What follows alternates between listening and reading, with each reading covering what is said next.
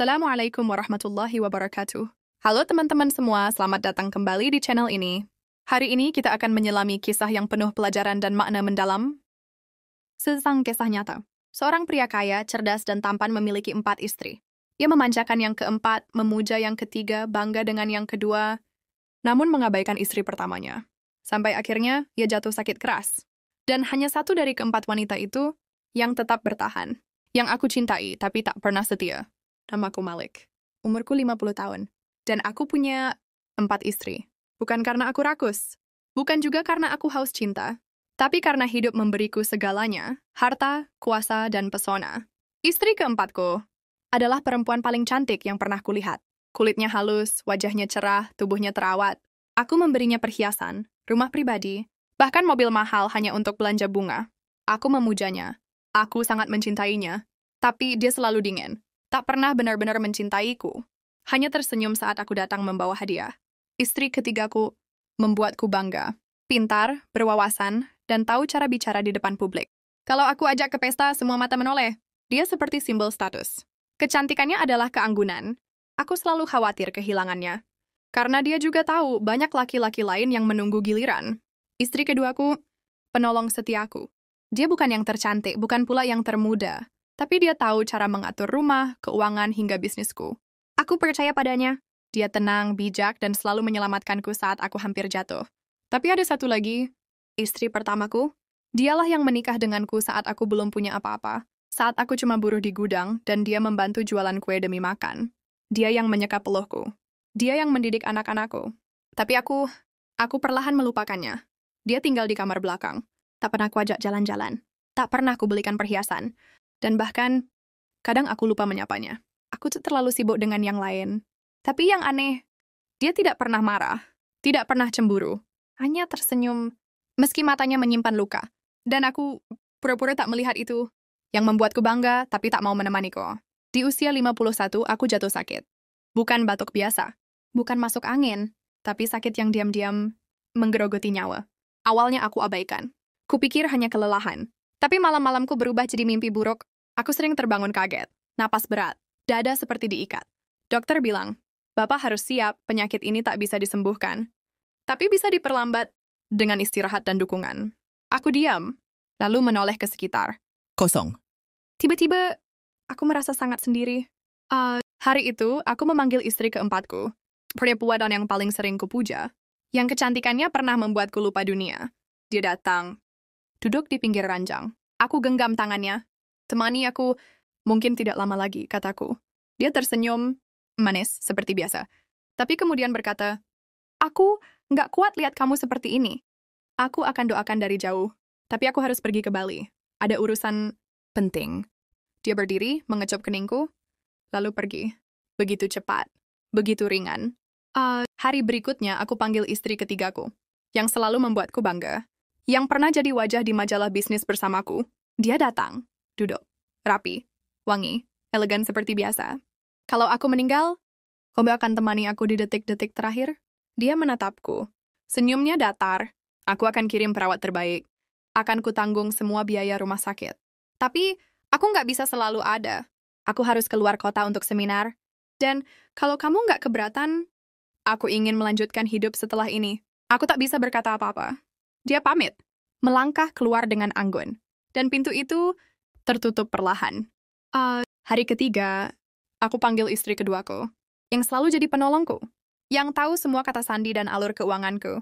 Dia duduk di sebelahku, membawa buku catatan dan segelas air madu. Kalau aku pergi nanti kau akan tetap bersamaku? Dia menggenggam tanganku. Aku akan urus semua kebutuhanmu. Aku akan jaga anak-anak, rumah, dan bisnis. Tapi aku tak bisa ikut pergi terlalu jauh. Aku punya hidup yang harus kulanjutkan juga setelah kamu pergi. Mataku mulai basah. Satu persatu, wanita yang kubanggakan, kucintai, kupuja, ternyata tak pernah ingin benar-benar bersamaku. Dan sore itu, pintu kamar terbuka. Diam-diam, tanpa suara, seorang wanita tua masuk, membawa handuk kecil dan minyak kayu putih. Dia duduk di lantai, mengusap kakiku, menyeka keningku, tak bicara banyak, hanya menatapku. Matanya teduh, meski penuh luka. Dia, istri pertamaku, yang dulu aku lupakan, yang tak pernah kuajak pesta. yang bahkan tak pernah kubelikan baju baru selama 2 tahun terakhir. Tapi hari itu, dia datang, dan tak pergi. Yang aku abaikan, tapi tak pernah pergi. Dan untuk pertama kalinya dalam hidupku, aku merasa kecil. Bukan karena sakitku, tapi karena hatiku remuk. Aku terbaring lemah. Tubuhku menyusut. Pipiku menipis. Dan hanya satu orang yang tetap di sisiku. Bukan istri yang paling cantik. Bukan yang paling cerdas. Bukan yang pernah kupuji ke semua teman. Tapi, dialah yang pernah kubiarkan tidur sendiri di kamar belakang. Hari-hariku berubah. Dia yang memandikanku. Dia yang memakaikan bajuku. Dia yang membacakan Quran di telingaku. Dia yang mengusap pelipisku saat aku mengigau kesakitan. Dan dia melakukan semua itu dengan senyum, tanpa menyebut luka, tanpa mengungkit masa lalu. Aku nggak pernah berharap banyak darimu, Mas, katanya pelan. Aku cuma ingin jadi istri yang bisa masuk surga bersamamu. Aku diam. Air mataku mengalir tanpa bisa kutahan. Bagaimana mungkin? Perempuan yang paling aku abaikan adalah satu-satunya yang benar-benar mencintaiku. Satu malam aku meminta maaf. Aku genggam tangannya yang kasar karena terlalu sering mencuci dan mengupas bawang. Maafkan aku. Dulu aku buta. Aku sibuk mengejar yang bersinar dan melupakan cahaya yang sebenarnya. Dia menangis, tapi tetap tersenyum. Dan malam itu aku memohon pada Allah, "Ya Allah, jika waktu ini adalah sisa-sisa terakhirku, izinkan aku menebus dosaku pada wanita yang kau utus untuk menjagaku." Hari-hari berikutnya, aku banyak diam. Bukan karena sakitku makin parah, tapi karena aku mulai paham. Hidup bukan tentang siapa yang paling cantik berdandan. Bukan tentang siapa yang paling sering tampil di acara. Bukan pula tentang siapa yang bisa urus bisnis. Tapi tentang siapa yang mencintaimu bahkan ketika kamu tak lagi punya apa-apa. Di malam ke-40 sejak aku jatuh sakit, aku panggil keempat anakku.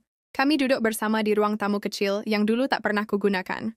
Aku tatap istri pertamaku yang kini tampak semakin lelah, tapi tetap tersenyum. "Anak-anak," kataku, "kalau nanti ayah pergi, ingatlah siapa yang paling kuat di rumah ini. Bukan ayah, tapi ibu kalian. Orang yang diam-diam menyelamatkan hidup ayah. Satu-satunya yang ikhlas." Hari ke-50 aku sakit. Tubuhku makin lemah. Tanganku gemetar meski hanya untuk memegang gelas. Dan dalam doa-doaku, aku tidak lagi meminta kesembuhan. Aku cuma minta satu hal. Ya Allah, bersihkan hatiku, walau di sisa-sisa napasku. Istri pertamaku masih di sana. Menemani tanpa pamrih. Menyuapi, membersihkan, memijat kakiku. Kadang membacakan ayat-ayat Quran yang dulu, aku terlalu sibuk untuk mendengarkannya. Aku pernah berpikir, cinta itu harus terlihat mewah, romantis, dan penuh pujian. Ternyata, cinta sejati itu diam-diam membersihkan punggungmu tanpa diminta. Aku mulai banyak diam.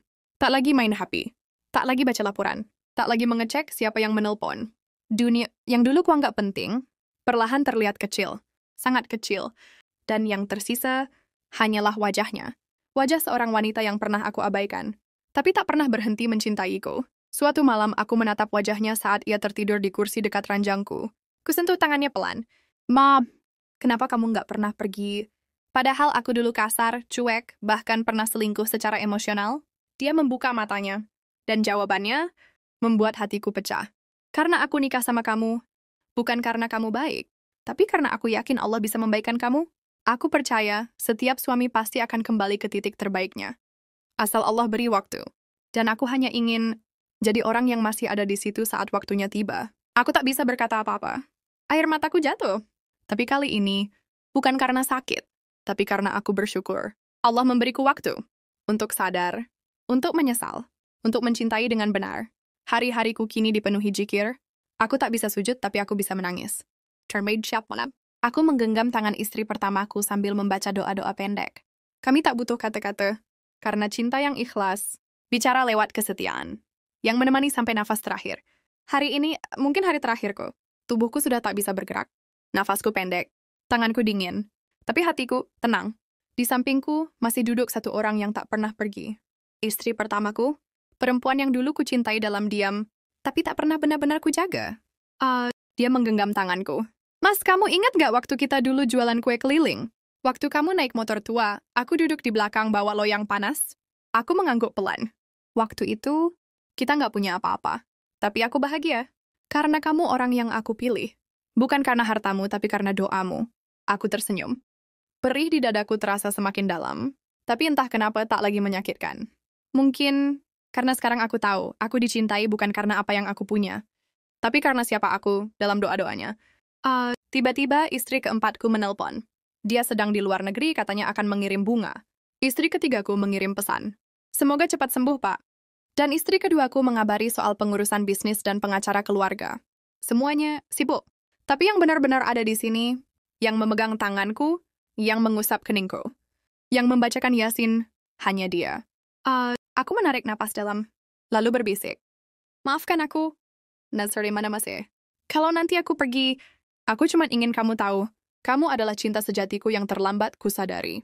Dia mencium tanganku, dan berkata sambil menahan tangis, Insya Allah, Mas, kita akan bertemu lagi di surga.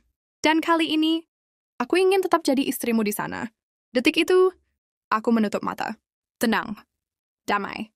Dan untuk pertama kalinya dalam hidupku, aku benar-benar siap meninggalkan dunia. Karena aku tahu, aku pergi saling genggaman tangan yang paling ikhlas. Pelajaran dari kisah ini, cinta sejati tidak selalu yang paling indah dipandang, tapi yang paling tulus dalam diam. Ketika dunia meninggalkanmu, hanya yang mencintaimu karena Allah yang akan tetap tinggal.